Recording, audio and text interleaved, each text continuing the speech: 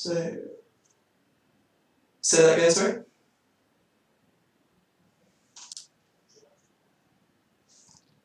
We've got 7. Oh, I see. Yes, no, not my strong point. Right, I think we're live. So, hello, welcome to everyone that's watching. This is our first Youth Politics live interview, and today we are with Marvin Rees today. So, Marvin, thank you very much for coming. Thank you very much for agreeing to our interview. So, first thing I'd like you to do is just introduce yourself. Tell the viewers about yourself. So, your name, how old you are, the political party you belong to, and a short description of what you do and what your job involves.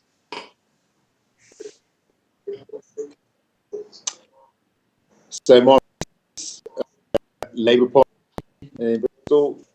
Yeah, born and grew up in the city. As a mayor, is a leadership role. I think the role of a leader that was from within the council about political leadership authority, but I think the role of the elected, he takes it outside very much a city leadership role. Yeah, awesome. So we've got quite a lot of questions to get through, so we'll start with those. So first question, are you proud of what you've accomplished so far, and what have been your highlights? Yeah, I mean, if I said I wasn't, that'd be a problem. It'd be over Twitter, wouldn't it? But yeah, I think, we've come in with an emphasis on equality and inclusion and sustainable development. And I think, we've put tackling child hunger at the heart of what we do. We've prioritised domestic violence, work experience for children all across the city through works. We've really emphasised that mental health and gone in with Bristol Thrive. We're going for gold on food sustainability, food poverty. We set out to build affordable homes for people. So I think we've stayed true to what we wanted to do. For me, if I pick out two, last year I went to visit a group of 13 homes that we built up in St Anne's, and a young family in one of the homes that we visited, and the married couple and 2 daughters. They just moved out of the tower blocks in Barton Hill. Every one of the indicators around that family's lives has just gone in the right direction because they're moving into their own affordable homes, solar panels on the roof, the increased likelihood of their marriage succeeding, their increased health, the increased health of their children, the increased likelihood their children will get a better outcome from educational system, employability, the freedom from poverty, because we built an affordable home that they live in. That's a really kind of moment. And last year also, if I was to point out the feeding campaign, getting meals out in the summer holidays to particularly for children of holiday hunger, 55,000 meals. We didn't do that alone. We did that with the city, but I went over to Shirehampton and visited one of the projects. So very special. People were eating that perhaps wouldn't have been. Yeah. That's a horrible thing to speak. That's a horrific thing to be saying in a modern day city in the UK, but it's a challenge we have to take on. Yeah. If your term was to end tomorrow, would you consider your term success? Yeah, to the extent we've built homes for people, we've made the conversation around inclusive economic development mainstream. It wasn't mainstream when we came in. Too often, talking about economic justice is seen as something that activists do on the touchline at best, and at worst, what people who are moaning, who are engaging in envy politics, do. But now economic inclusion is a mainstream. We have an economy board working on our economic recovery. The COVID economic hit we've taken. The global sustainable development goals are at the core of the economic development plan we're putting forward. So we're dealing with those structural issues. We have priority housing for women fleeing domestic violence and abuse in the city. I've just launched a mayoral commission on domestic violence as well. We've got the Race Equality Commission. 11 out of 33 magistrates in the city came from black and minority ethnic backgrounds in the city last year. So that wouldn't have happened before. So, I mean, I'm a fallen human being in a fallen political party in a broken political system. We're going to be frustrated every day, but we've done our best, and I think we've had some victories. Yeah. So you said you're proud to be the mayor, and I'd assume that you'd be proud to be Bristolian. What makes you proud to be Bristolian? Well, if I can trust people not to with it, my pride in being Bristolian is not an unqualified adoration of some abstract idea of the city. You know, I grew up in a city of. I wasn't a happy child growing up in Bristol. I was actually just reflecting on my childhood today. I mean, in my house, it was myself, my mum, and my sister. It was a two-bed house. So until I left home at 18, it was the three of us living in two bedrooms, and my sister was 14, sharing with my mum. We didn't have any carpet on the floor downstairs. We had no money. You know, it wasn't a city where I was happy to grow up in. I'm not saying it would have been in any other city, but this was the city I grew up in. So it's not an unqualified pride. We're in a city in which 25% of our children are in a deprived household, growing up in poverty. 10% of our children are at risk of hunger, you know, every day. 6 areas in the top 1% deprived in the 45 in the top 10%. That's in the face of incredible wealth. South, you have the lowest share of going on to higher education. So pride in and of itself is not something a term with comfortably. What I would say though is me, having said a sense of pride in the city, is that now a city that's up to that, and we're not hiding it. So our integrity is being upheld because we see the great things about Bristol. 2 world-class universities, digital sector, world-class innovators, you know, great tourism, bridge, Brunel, you know, balloons and all that type of stuff, and that's great. But we really are being serious about tackling poverty and making sure no child grows up in the city unnecessarily poor, and that's a source of pride for me. Yeah. So you mentioned your childhood growing up in Bristol, and is well, the question I've got here is the Eastern of your youth recognisable today? Well, there are remnants, but it's a very different place. I'm going to have to excuse my language here, but I'll tell you the story frankly. I remember being quite young and seeing a couple of kids that looked like they came from Cotton with skateboards on St. Mark's Road, and I thought to myself, what are they doing down here? They're going to get their they're going to get their skateboards taken away from them. And now is what Easton looks like, right? So my mum bought a house in Easton for 16,000. It was a council house. She had a right to buy. My neighbour's house in the posh end of Easton, at the top, in the Greenbank end, went for £500,000. That's a totally different ballpark of city. My mum's house has gone up in value as well as a buy, and that's very, very different. Coffee shops, bread shops, you know, vegetarian cafes.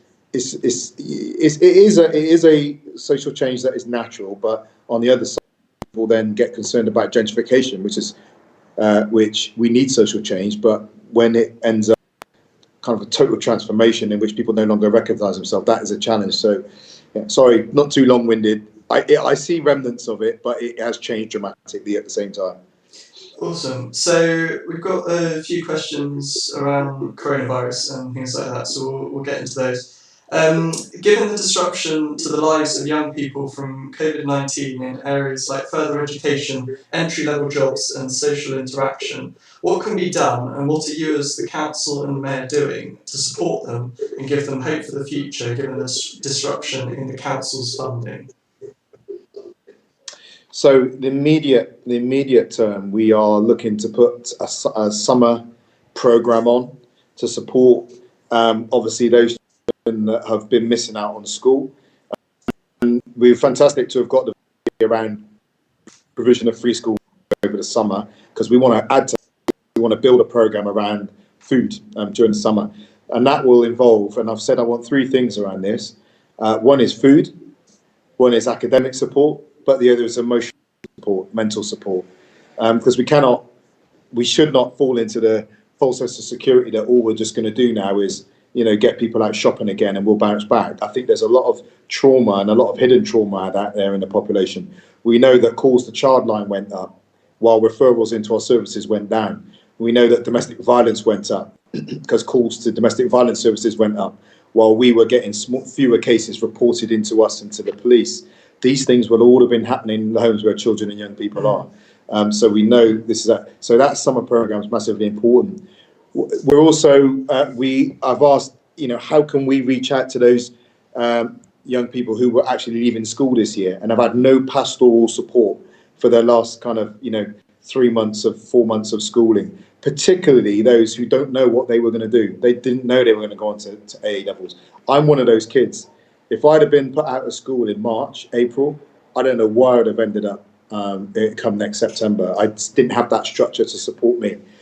So we're trying to reach out to those young people to give them a hand. And also, we recognise the huge disruption around apprenticeships. We put about $1 million. We've been putting $1 million a year in. We haven't been able to spend all of that because of the disruption. The danger is that national government begin to claw that money back to Westminster, Whitehall. We're asking if we can keep that so we can adapt it and make more apprenticeships available to young people here. So we're trying to do some very direct things. Cool. A question about the transport system. Will the bus system in Bristol recover from COVID-19, given how appalling it was before? Yeah, that's the high. Who knows what's going to go on in the world at the moment, but it needs to, because we need a viable public transport system. So we're looking at buses, and we're looking at the mass transit system that the youth council voted to be a priority for the city in the city plan this year as well. We've been pursuing. It's going to be a real challenge for the bus network. The buses are running at really reduced capacity. So not only did they come off the streets, but I think I'm going to butcher my numbers here, but I think a double-decker bus has a capacity for about 20 people. So you can imagine you have to put so many more buses on the road. That's additional cost. So it's a real challenge for them to operate at the moment. We will be lobbying government to make sure that they do all they need, and the combined authority, to make sure that we retain our bus service going forward. We do have a bus through as well that will double the frequency of buses, give us more biogas buses, and a fairer fare as well. So hopefully we'll see those things coming through in a year or so. But we need a lot of support from government for that. Do you have a vision for Bristol that emerges from this pandemic better than before? And in what ways is it different to the plan that we've currently got? No, the vision is very much the same. The pandemic doesn't change anything. It just exposes our weaknesses. Everything has been tested and exposed in the system. The education system, the political system, bearing in mind the elections were postponed for a year, our transport system, our public transport system, housing, our works around homelessness, everything's been laid bare, in the city. And hopefully we learn about ourselves. But I think the biggest thing we need to learn is that underlying inequalities in Bristol are there and real and raw and cost lives, because that's what it has shown us. So our commitment to building a sustainable city that is built on resilience and having a lower planetary impact is still there, and building a more inclusive city. And in fact, one of the things that we have done is really sped up and put more voice behind us making the Sustainable Development Goals, the Global Sustainable Development Goals, not just a reference point, but actually the purpose of our economic recovery. And literally about 30 minutes ago, I was on a Zoom call with Wes Streeting, who's in our Labour's shadow cabinet. And the recommendation, I've got it on my pad here, was I said to him that the National Labour Party should make sure that the Sustainable Development Goals are at the centre of any economic development recovery plan, so that we do not have a values economic recovery, which could result in a dash for growth. So we've really been pushing that at the moment. Cool. And a question that kind of links into that: how will the One City plan that you and the council have been developing and pushing quite heavily, how will that react to the current situation that we've got at the moment? Well, just to point a nuance there, the One City plan was written by the whole city. In terms of not just the council, we made space facilitated. But when we wrote the plan, what we said was, this is not concrete boots, right? It's not set in stone. We refresh it every year. So just like all the previous year, like the 2 previous years gone, we've gone through one refresh because it's 2 years old. This third iteration, to be published next year, will be refreshed and reviewed in light of what we've learned about ourselves over the last few months, and what we are going to learn from ourselves as we go into this period of economic depression as well. So, for example, all the work that's been done on economic recovery will undoubtedly begin to reshape the economic strand of the plan. All the work we're now doing on the need for sustainable economic recovery, and our lobbying of government to front load investment in green infrastructure will start to find its way into the plan, and the skills we're going to need to deliver that green infrastructure and that new economy. So you'll see it begin to reshape the One City plan. Cool. And we're going to kind of move into the talking about the environment in Bristol, and the first one's kind of linked to the coronavirus. The pandemic has had a positive effect on the environment in the city and across the world. How will the council react to make sure that we don't undo these positive changes when life returns to normal? Well, let me just bag the SDGs, because we've really been driving that to try and put that in the machine. So, an example, we have something called the SDS coming through, which is about how we plan the use of land across the west of England. Now, it's not a high profile and fashionable topic for campaigning on, right? But I would say to you, actually, the kind of homes we build and where we build them would be the biggest determinant of our future impact on the planet, because that will dictate the systems, the transport systems, the retail, the energy use, and so forth, right? Resource use. So we have put the SDGs into the heart of that sustainable SDS now. So it means that how we lay out, and that wasn't there before, right? That wasn't the rationale. So this is new. So when we lock it in like that, and obviously what we're doing with national government around the SDGs as well. So our growth should deliver sustainability according to the SDGs. It's really worth having a look at them if you haven't. But we've locked in a few things locally as well. So we've taken advantage of cars being off the road and government bringing forward money for, which we're pleased about, for transport to begin the pedestrianisation of the city. So we have the pedestrianisation of the old city. We have about 20 areas across Bristol, including across high streets, that we're widening pavements and introducing cycle lanes. We're pedestrianising King Street as well, which is just in front of the Old Vic. So we've brought these schemes forward. We are also through something called the bus deal that we're doing with First. That will be tied in with that pedestrianisation in the middle of the city, a new orbital bus route. That means that we keep more and more buses out of the city centre, so it truly is pedestrian, as well. So bringing those schemes forward, closure of Bristol Bridge, the closure of Bolton to private cars is all tied up. That should bring us about some dramatic change. Should see that in the coming months, but certainly from August.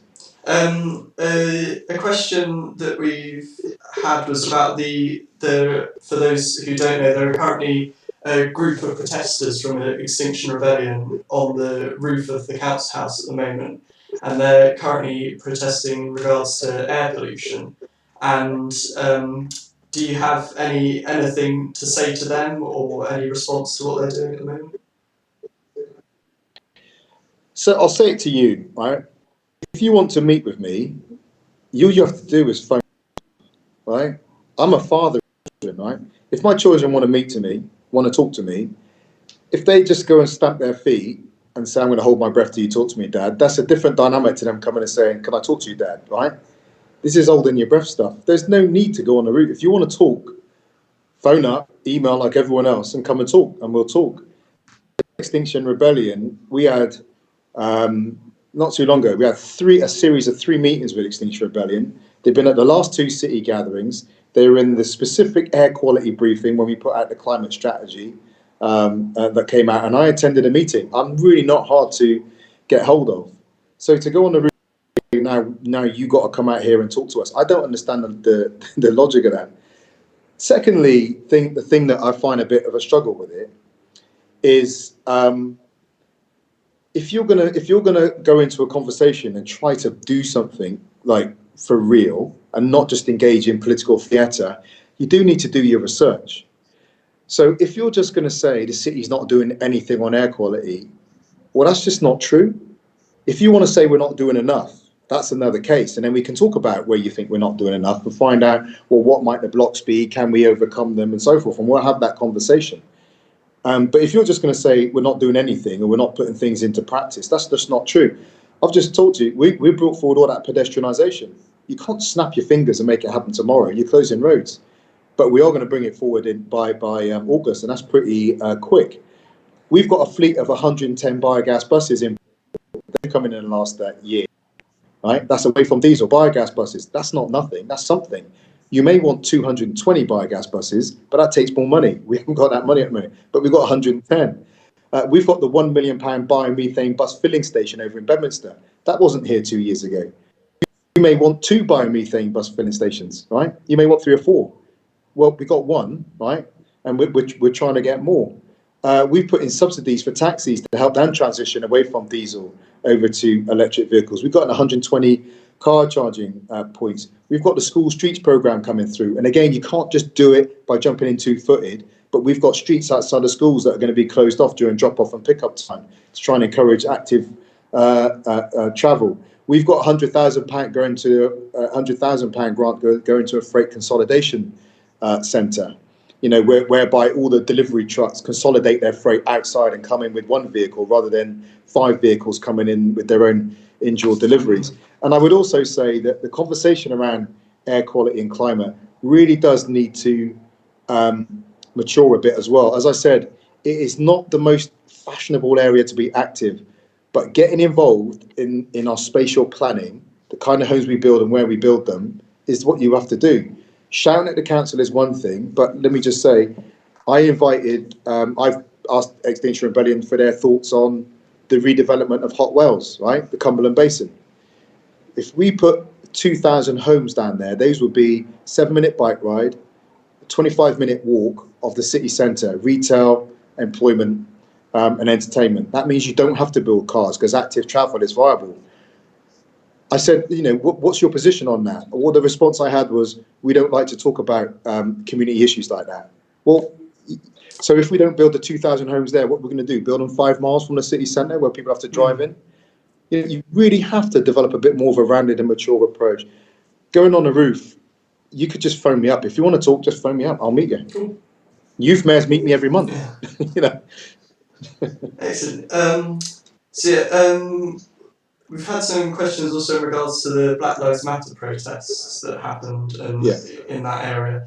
According to a report set out by the council, the black and ethnic minority community in Bristol experienced a 3 times greater level of unemployment. How do you think you were able to be successful, and how has Bristol changed in recent years in terms of equality in employment? So those realities have been running sores under the surface of this city for a long time. They go, you know, those kind of realities, you know, underpin the riots of the 1980s.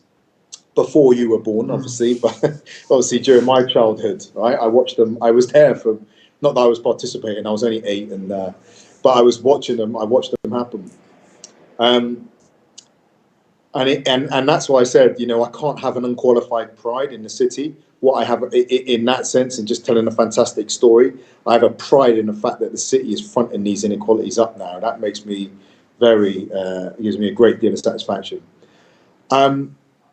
I'm not sure the numbers are getting that much better, and that is about race, but it's also about the wider issue of class and social immobility, in that we are today the most socially immobile countries in the OECD. Again, in like Street and the other leaders just now, Vision Foundation papers come out today. The way you break wealth is to be into it. Stiglitz, I think it was a Nobel Prize economist, said the biggest decision you have to make in life is who your parents, right? Before talent, before, you know, hard work, it's your financial background that determines the likelihood of where you end up in life. And that's a tragedy, and that plays itself out into the persistent resilience of race inequality, social hierarchy within Bristol. What we need to do in the face of that is to recognise it, and then just to try and tackle it on purpose. And tackling it on purpose is not about being nice, listening to world music, eating food from, ethnically diverse restaurants and so forth. That doesn't, and being nice, that doesn't solve it. It begins looking at the question of representation and political power. So we have been intentional about recruiting to the magistracy from BME backgrounds. We run a program called Stepping Up, which supports mid-level managers from black and minority ethnic backgrounds with a year of mentoring to push for promotion. 60% of that first cohort went on to get promoted. And the second cohort was actually about race, but it's also about women and disabled people. I run a program in a city called, we've had to hold it off this year, called the City Leadership Program. I founded it in 2012, whereby we identify high ability, high aspiration young people from disadvantaged backgrounds, and we give them phenomenal input. In fact, if you remember the story of Steven, a young lad, Albanian boy, who the government was trying to deport, Stephen was on my program. And I introduced Stephen to Graham Coxall, who owned Rowan Darnton. Stephen was a 14-year-old lad with no English on the streets of Keynsham, having been smuggled into the country. 5 years later, he's on an apprenticeship at Rowan Darnton, with the options of becoming an accountant or a stockbroker. That's what you can do when you do things on purpose, and that's what we're trying to do in the face of a resilient racism, a problematic political order, and with less than perfect political parties. We're trying to do stuff on purpose, and we are getting some results. Do you agree what happened to the statue? Do you agree with what happened to the statue of Edward Colston? And do you think that places such as Colston Hall, Colston Tower, and Colston Girls' School should have their names changed? So I'm going to make a distinction here between my view and the process, right? So as a mayor, I cannot condone criminal damage.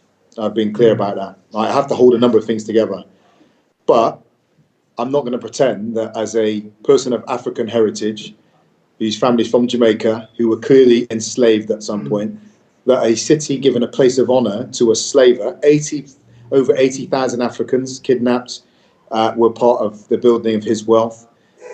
Estimates of maybe 20,000 of those were thrown overboard to the ships on the way. Because if you don't know, people who died or got sick were thrown overboard, and they could be claimed on insurance as well. The sharks learned to follow the slave ships on their way across the Atlantic because they knew the bodies would be thrown over. And obviously you got the pus and everything, the blood leaking into the water as well. I mean, you think about the death of people and the name, how they died, drowning or eaten, for this trade. Do I think we should be given a place of honour to those people? No. Is it an affront to me? Absolutely. Do I think we should be honouring anyone who is involved in human trafficking to make their wealth or the exploitation of other human beings? No, I don't. But here's where we have to be a bit careful. We do have to be careful in the way we go about it, because not everyone shares that insight and shares that view. And we have to walk this tightrope of not going at the pace of the slowest, but taking everyone with us. And what I recognise in Bristol is that there are some people who are elated at Colston being pulled down and thrown in the harbour, right? There are some people who are really sympathetic to it and happy about it, but don't like the way it happened, and it made them scared. There are some people who see Colston as Bristol, and they taking Colston away is taking away a piece of their identity, right? Now, you may not agree with their rationale, but we have to respect that that's the way they feel, right? And if we just go ripping off all the names, we could end up with people feeling less and less that they're a part of the city and being more and more vulnerable to being groomed, recruited by far-right politics. So the way we go about the coming months and years is going to be very important that we do it in a way that is respectful and inclusive. And it's going to take the wisdom of Solomon to work out that balance between not going at the pace of the slowest, right? Because you can't hold on for the slowest, but how do we make it as inclusive a movement as possible? Okay. So we've got one more question that's kind of in the list, and then we'll move on to the question, because we're having a couple of questions through on the live chat on YouTube, so we'll move to those in a second. But the last one we've got is, do you believe that there needs to be a reform of policing in Bristol, and why or why not?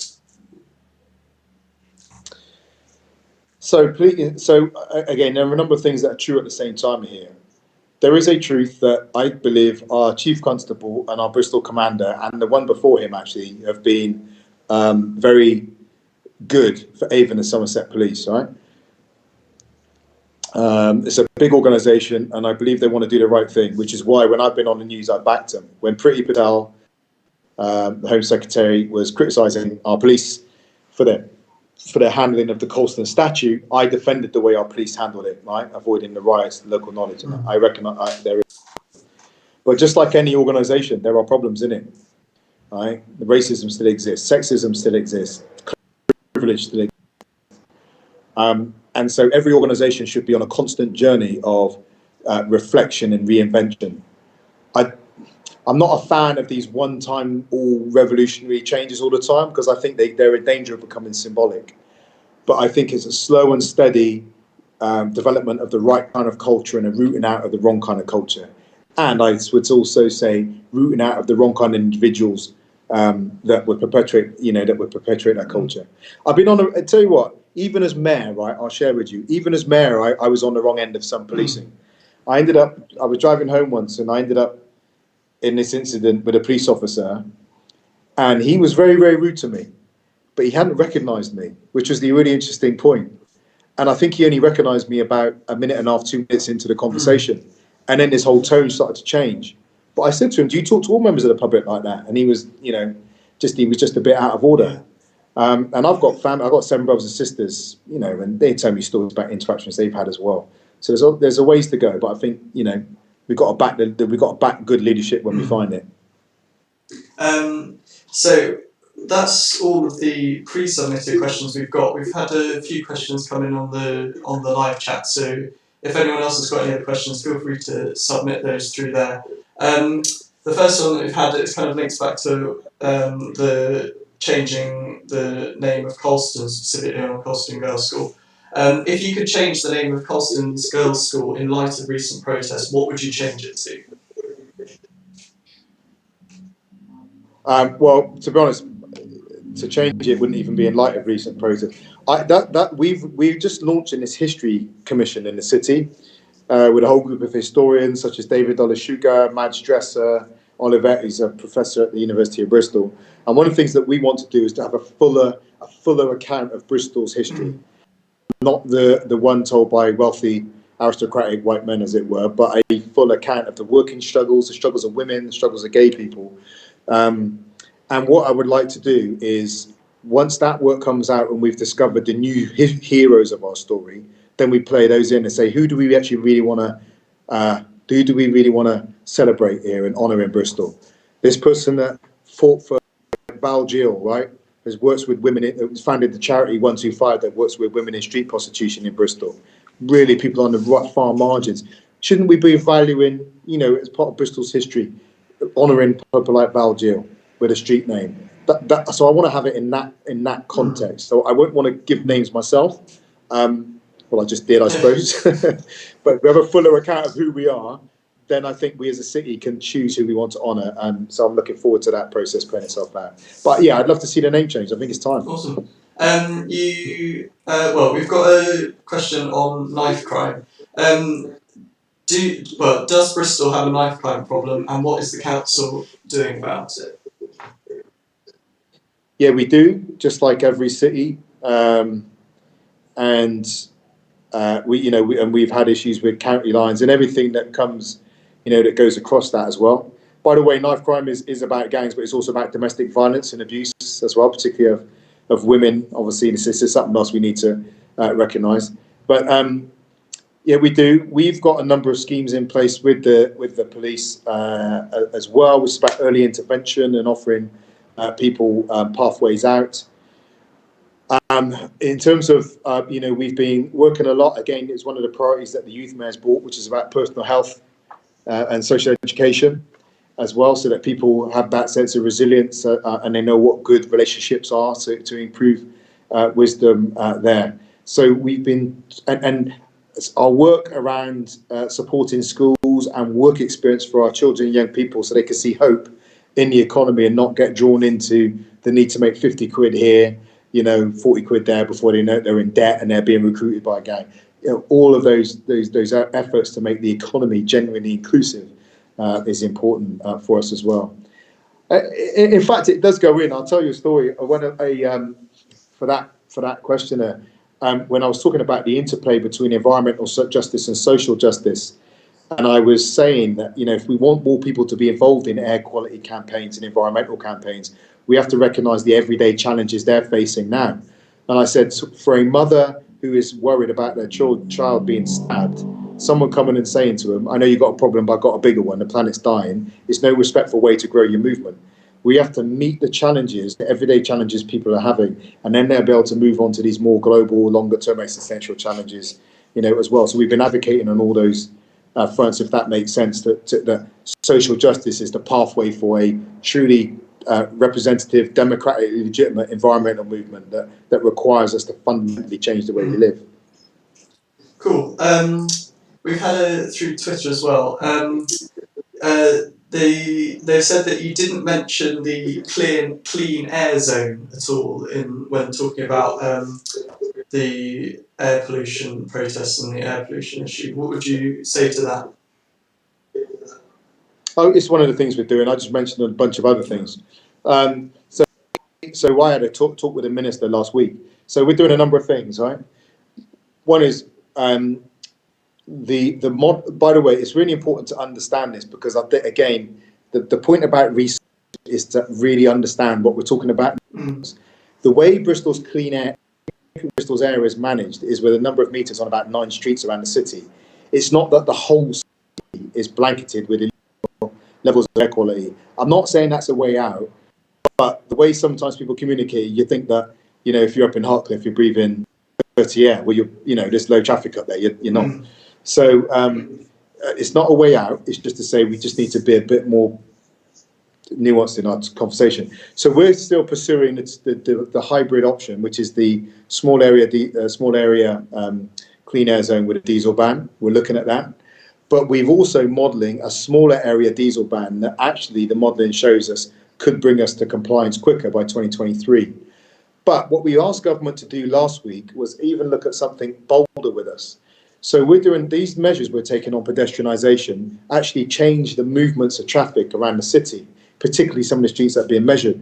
The closure of Bristol Bridge to private cars and the closure of Baldwin Street changes the model we're working with. So we've asked government, okay, let's not miss the opportunity that COVID has provided us with and pretend like the world was the same way as it was pre-COVID.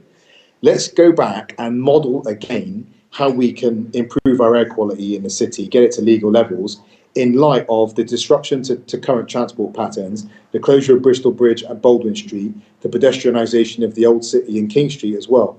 So let's remodel and let's see if we can do something that's bigger and bolder and moves faster. And that's what we're doing. So we're keeping pieces of work alive. Lots of misinformation out there, but it's worth just writing in and asking us for clarity. I don't chase around Twitter correcting people because you'll be doing it every day. But if you want to come and ask us, we'll give you the full skinny on what's really going on. We've had another question about mental health, and I don't think this is necessarily relating to the COVID-19 pandemic, but as more of a general issue in Bristol. What is Bristol City Council doing to help young people's mental health provision within the city, as it is severely underfunded? Yeah, well, mental health. So I used to work in mental health. I worked in the public health team when it was in the National Health Service. So it's race equality, mental health, looking at the ethnic inequalities, but we know that there are class inequalities as well. And so I come from a position whereby we recognise that the biggest determinant of health outcomes is actually socioeconomic factors, parental income, housing security, poverty, access to food, social isolation, and educational experience.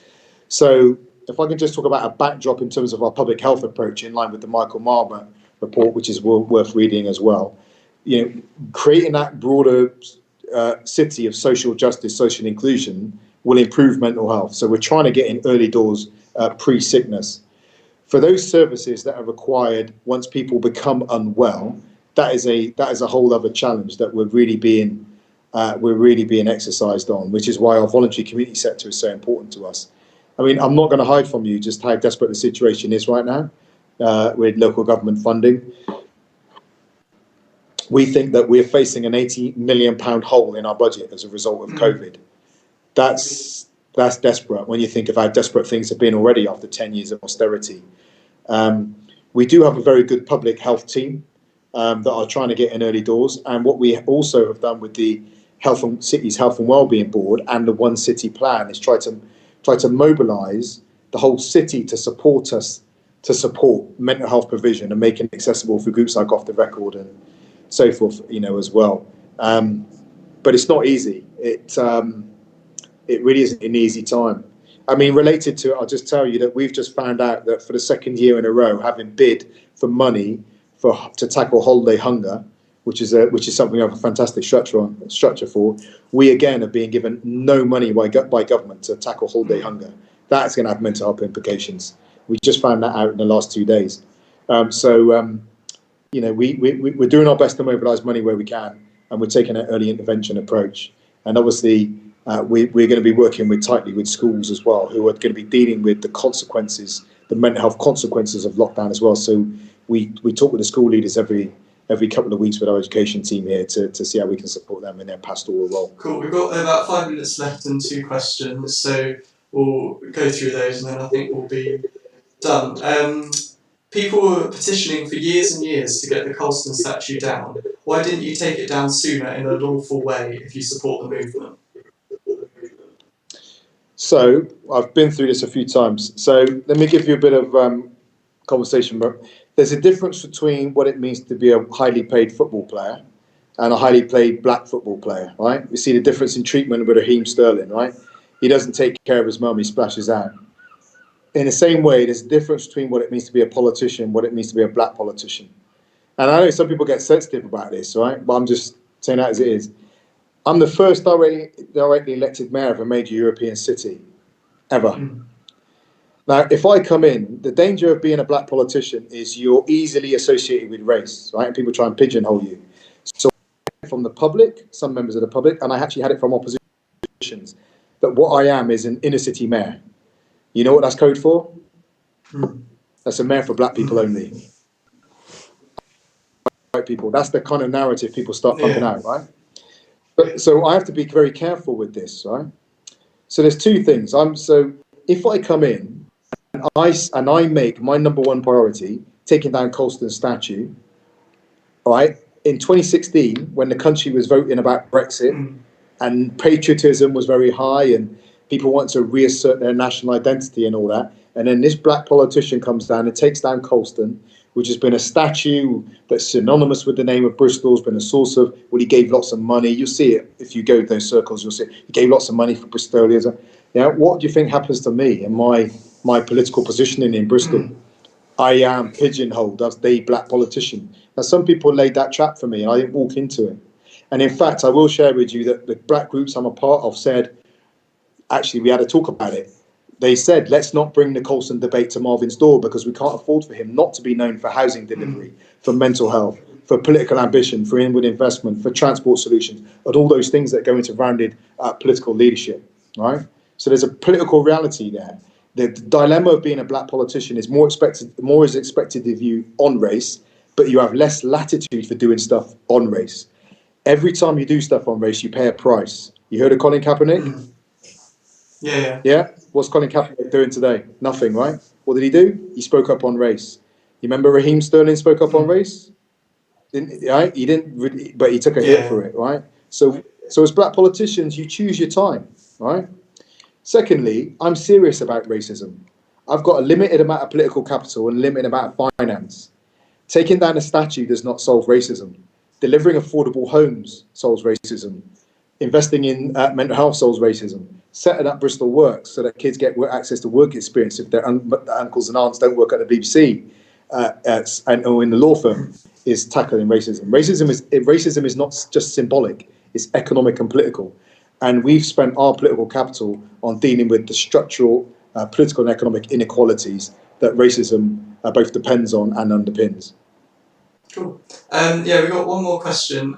Police treated you differently when they found out you were a mayor, yet that doesn't strike you as wrong, question mark. Presumably that police officer talks to many people in the same way. Should you not intervene? I think you're jumping off the diving board there. I didn't say it didn't strike me as wrong. It absolutely struck me as wrong. And as soon as I left that incident, I was on the phone to to senior ranks in the police, pointing it out. And it's really important to bear in mind. And it's a funny world, right? You get elected, and people think that you're a kind of this disembodied human being. I've got 7 brothers and sisters, right? My dad has got lots of children, not all with my mum. So I've got 5 half brothers and sisters. Sorry, 6 half brothers and sisters. That's how many of us there are. 5 different mums between the 8 of us, right? I've got one brother who went through the PRU system, right? Ended up leaving with no qualifications. One of the smartest guys I know, really mistreated by the education system. You know, I've got another brother in hospital, long-term in hospital. I've got a sister who grew up in the care system. This is my family. You don't abstract yourself from the realities of gritty life. You know, when I leave here tonight, I'm on the phone to my brother. You know, I'm not just bouncing around in City Hall. We're dealing with aspects of the world that actually most people don't have to deal with. You know, my mum lives on a substandard pension in Easton. That's a reality of how we take care of her. She lives alone down there. So, no, it absolutely is wrong. And the example I used when I phoned up about that was, if that was my brother, right, because the policeman started to accuse him of aggression, being aggressive and all that, my brother would have ended up in prison, no doubt, right, or in jail for a night, or arrested, because he would have said, I'm not being aggressive, and then he would have said, you're aggressive, and there would have been a confrontation. So, no, it's very real to me. It's very raw. It's not an abstract. Yeah. It's not a report. It's real life. Cool. Well, I think that's all we've got time for now. Thank you very much for coming on and answering questions. Yes, I think that's us. So thank you very much, everyone, for tuning in. We will be doing another one of these soon with someone else. We haven't confirmed anybody yet, but we will be doing another one of these soon. I'd like to thank you, Marvin, again for coming on. And yeah, so we'll see you soon. Listen, anytime. And if there are people you'd like us to help you get in touch with for the interviews, let us know. We'll reach out to them for you. Thank you very much. Thank you. Take care.